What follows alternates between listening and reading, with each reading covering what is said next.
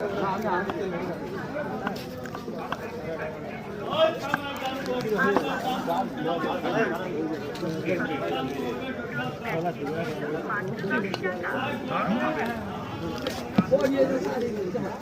নাম কি?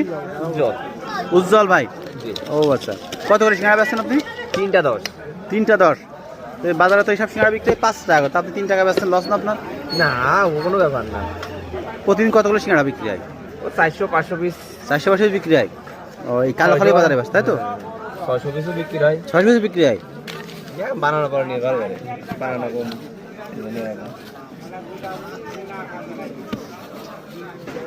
দিলাম না।